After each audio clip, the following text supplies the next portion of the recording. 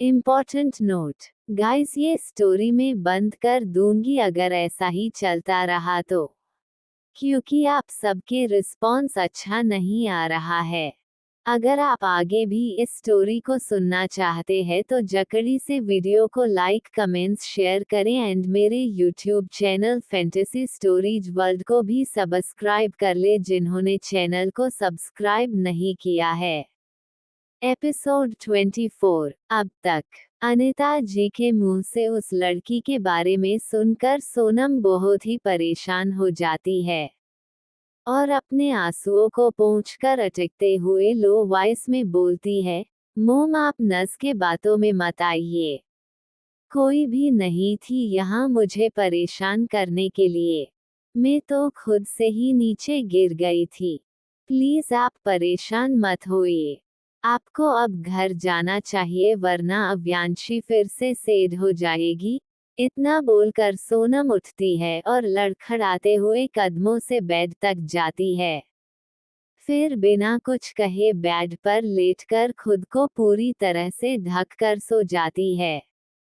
सोनम को इस तरह देखकर अनिता जी को बहुत बुरा लगता है उसके लिए, मगर फिर सोनम की बातों से उन्हें यकीन हो जाता है कि जरूर अव्यांशी ने ही सोनम को परेशान किया है, जबकि अभी सोनम इतनी इंजर्ड है इसके बाद भी उन्हें अब अव्यांशी के ऊपर बहुत ही ज्यादा गुस्सा आने लगा था।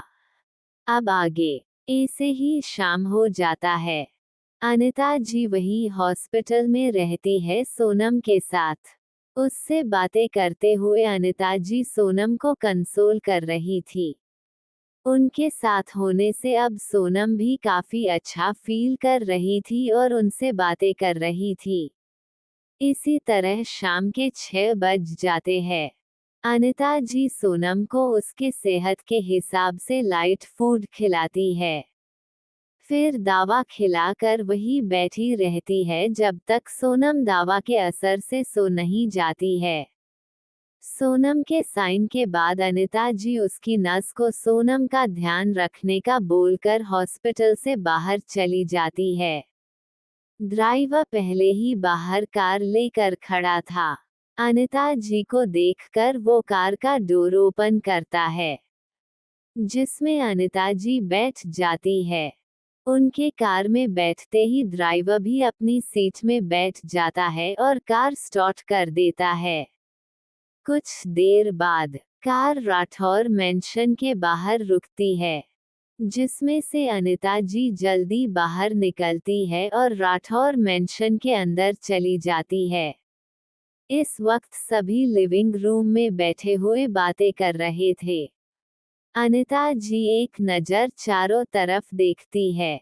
उसे अव्यांशी कहीं भी दिखाई नहीं देता है, तो वो अंदर आकर चिल्लाते हुए अव्यांशी को बुलाती है, जिससे सभी घर वाले अनिता जी को ही देखने लगते हैं। मगर अनिता जी उन सभी पर ध्यान नहीं देती है और चिल्लाते हुए अव्यांशी को ही बुलाने लगती है। उन्हें इस तरह अव्यांशी को बुलाता देखकर दादी जी आगे आती है और अनिता जी से पूछती है, अनिता क्या हुआ तुम अंशी बच्चे को क्यों बुला रही हो? अभी वो आराम कर रही होगी। उसे रात को परेशान मत करो, वैसे भी उसकी तबीयत ठीक नहीं है। उद्धरण चिन्ह। दादी जी की बात सुनकर भी अनिता जी शांत नहीं होती है और एक नौकर को आवाज लगाकर अव्यांशी को नीचे बुलाने का कहती है।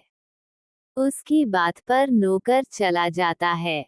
वही बाकी घर वाले हैरान हो जाते हैं क्योंकि अनिता जी ने दादी जी के बातों को इग्नोर किया था पहली बार। अब कोई भी कुछ नहीं बोलता है, क्योंकि सभी को पता था जब उन्होंने दादी जी के बातों को इग्नोर किया है तो वो अब किसी भी नहीं सुनेगी, इसलिए कोई कुछ नहीं बोलता है। इधर बेडरूम में अव्यांशी सोई हुई थी, उसके सर में बैंडेज लगा हुआ था। उसने अभी ही दवाई खाकर सोई थी कि तभी उसका डोर होता है, जिसे इग्नोर करके अव्यांशी वापस से सो जाती है, मगर दरवाजा बार बार नॉक होते रहता है। जिससे परेशान होकर अव्यांशी बेड से उठ जाती है और चिढ़ते हुए काकर डोर ओपन कर देती है। सामने एक सर्वेंट था। अव्यांशी गुस्से से उस सर्वेंट को देखती है, जिससे वो सर्वेंट डर जाता है, लेकिन फिर अपनी बात बोलता है डरते हुए, छोटी मिस आपको नीचे बुला रहे हैं। मुझे कौन बुला रहा है और क्यों? मैंने खाना खा लिया है तो मैं नहीं आ रही हूँ। अव्यांशी उस सर्वेंट से बोलती है और डोर को बंद करने लगती है, जिसे देखकर वो सर्वेंट बहुत ही ज्यादा घबरा जाता है और अव्यांशी को रोकते हुए बोलता है, मुझे माफ कर दीजिए लेकिन अनिता मैडम ने आपको जल्दी नीचे बुलाया है। वो काफी गुस्से में, प्लीज आप नीचे चलिए वरना वो हमें गुस्से में नौकरी से निकल देगी। उस सर्वेंट की बात सुनकर अव्यांशी के बोहे आपस में सिकुड़ जाते हैं। उसे अभी आराम करना था क्योंकि इस वक्त उसे अपना सर भारी महसूस हो रहा था। लेकिन सर्वेंट की बात सुनकर वो न चाहते हुए भी उसकी बातें मानन जाती है और उस सर्वेंट के पीछे नीचे चली जाती है। वहाँ का माहौल देखकर उसे समझ नहीं आता है कुछ भी, मगर फिर भी वो खुद को शांत रखकर बोलती है, क्या हुआ, आपने जगह क्यों बुलाया? कोई जरूरी काम था मुझसे? अव्यांशी नॉर्मल होते हुए बोलती है अपनी मोम से।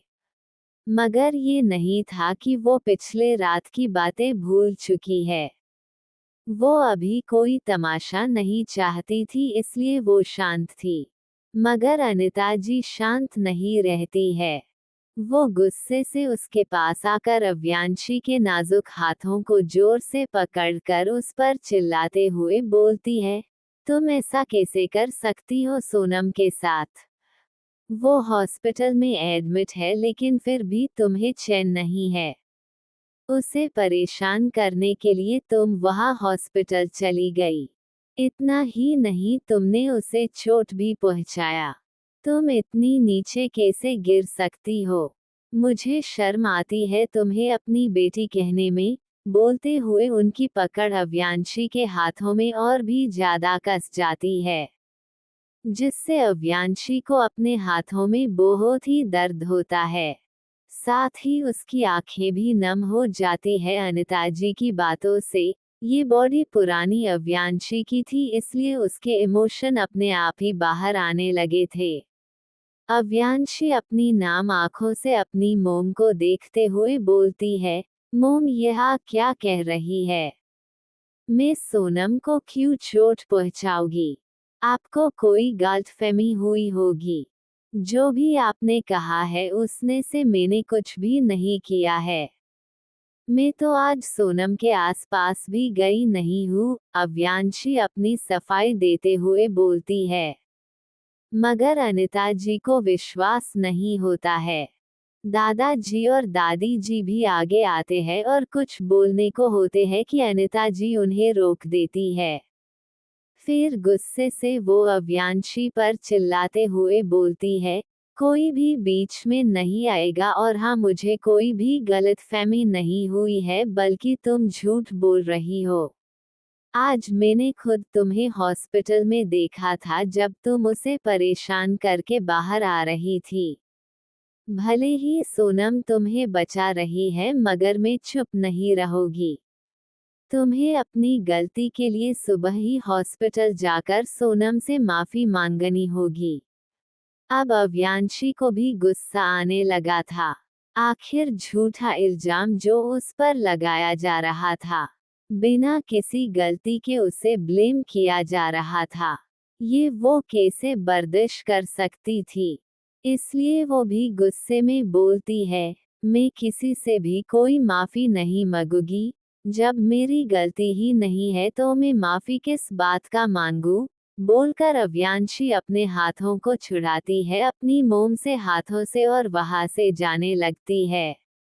लेकिन अनिता जी उसे रोक लेती है और गुस्से से बोलती है, तुम्हें सोनम से माफी मांगनी होगी, नहीं तो फिर तुम्हें कोई भी पॉकेट मनी नहीं मिलेगी। जब तक सोन से तुम माफी न मांग लो और वो तुम्हें माफ नहीं कर देती है तब तक तुम्हें कोई भी पैसे नहीं मिलेंगे, ये तुम्हारी सजा है। उनकी बात पर अव्यांशी भी गुस्से में बोलती है, आपको जो करना है कर लीजिए। मैं किसी से भी कोई माफी नहीं मांगूंगी। आपके लिए बस आपकी वो बेटी ही इम्पोर्टेंट है। उसकी ही बातें आपको सच लगती है, फिर चाहे वो झूठ भी बोल दे आपको उसकी बातें सच ही लगेगी। मगर मुझे हर बार अपनी बातें सच होने के लिए उन्हें साबित करना पड़ता है। आखिर ऐसा क्यों? आप इतना हम दोनों में फर्क क्यों करती है? जबकि वो एडॉप्टेड है और मैं आपकी बेटी हूँ, फिर भी आप मुझसे ज्यादा उस सोनम से प्यार क्यों करते हो?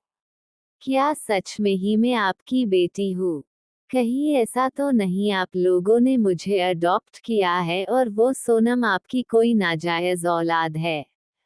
अभी आव्यांशी ने इतना ही कहा था कि एक जोरदार थप्पड़ उसकी मॉम उसे मरती है।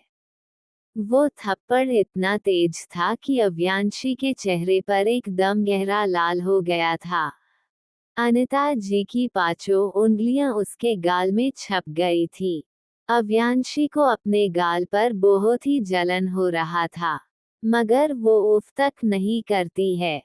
वही अनिता जी भी एकदम स्तब्ध हो चुकी थी अपने एक्शन से। वो अव्यांशी को मारना नहीं चाहती थी, मगर नाजायज वाली बात सुनकर उन्होंने गुस्से में अव्यांशी को थप्पड़ मारा दिया था। मगर अब वो कुछ बदल नहीं सकती थी क्योंकि उन्होंने पहले ही अव्यांशी को थप्पड़ मार दिया था। उनकी आंखें भी नम हो जाती है। वो ऐसा कुछ भी नहीं चाहती थी। वही अव्यांशी को उनके इस एक्शन पर कोई फर्क नहीं पड़ता है, उल्टा वो अनिता जी के हाथों को पकड़कर खुद को मारते हुए बोलती है, आप रुक क्यों गई मारिया ना मुझे? वैसे भी ये पहली बार थोड़ी ना है जो आपने मुझ पर हाथ उठाया है अपनी उस प्यारी बेटी के लिए। आप और थप्पड़ मार सकती है। झूठे आंसू बहाने की जरूरत नहीं है और ना ही आज से आप अपना झूठा प्यार मुझ पर दिखाएगी, समझी? बोलकर वो अपनी मोम के हाथों को झटक देती है और अपने नम आंखों के साथ भागते हुए ऊपर अपने कमरे की तरफ चली जाती है। वही घर वाले अभी तक पूरे सदमे में ही खड़े थे। कोई भी कुछ नहीं बोल पाता है। कुछ देर बाद दादाजी और दादी जी होश में आते हैं। उन्हें अनिता जी पर बहुत ही ज्यादा गुस्सा आ रहा था, मगर वो दोनों अनिता जी को कुछ भी नहीं बोलते हैं और सीधे अपने कमरे में चले जाते हैं। उन्हें पता था अभी अव्यांशी काफी हट होगी और उसे अकेले कुछ देर रहने की जरूरत थी इस वक्त। इसलिए वो दोनों अव्यांशी को परेशान करने के लिए उसके पास नहीं जाते हैं। बाकी घरवाले भी चले जाते हैं एक एक करके। कोई भी कुछ नहीं बोलता है। अनिता जी अकेली बैठी रह जाती है। कुछ देर बाद वो भी वहां से रोते हुए अपने कमरे में चली जाती है। इस वक्त अभिषेक जी घर पे नहीं थे, वो काम से बाहर गए हुए थे। रात के करीब 10 या 11 बज रहे होने। आज पूरा लिविंग रूम शांति और अंधेरे में डूबा हुआ था। वही एक छोटी सी आकृति सीढ़ियों से उतरती हुई दिखाई देती है, जिसके हाथ में एक बैग था। बिना कोई आवाज किए वो आकृति मेंशन से बाहर निकल आती है और एक कार के पास आकर उसमें उस बैग को रखकर वो आकृति खुद ड्राइविंग सीट में बैठ जाती है। कुछ ही देर वो कार राठौर मेंशन से बाहर निकल जाती है। किसी को भी कुछ पता नहीं चलता है, वॉचमैन को छोड़कर, क्योंकि वो वही बड़े से मैन गेट पर था।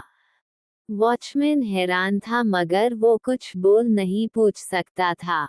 अब आप सब समझ ही गए होंगे कि वो लड़की कौन है। फ्लैशबैक एंड आगे के एपिसोड जल्दी सुनने के लिए वीडियो को लाइक कमेंट्स शेयर करें एंड मेरे YouTube channel fantasy stories world को सब्सक्राइब करना ना भूलें। मेरे प्यारे व्यूअर्स, आप सब मेरे दूसरे स्टोरीज को भी सपोर्ट करें। एक बार जाकर सुन ले, मेरी अदर स्टोरीज को भी सुन ले, वे सभी रोमांटिक स्टोरीज है। Thanks for watching Throwing Kisses. Show your love and support. Also take care of yourself. Throwing Kisses. Smile with a halo.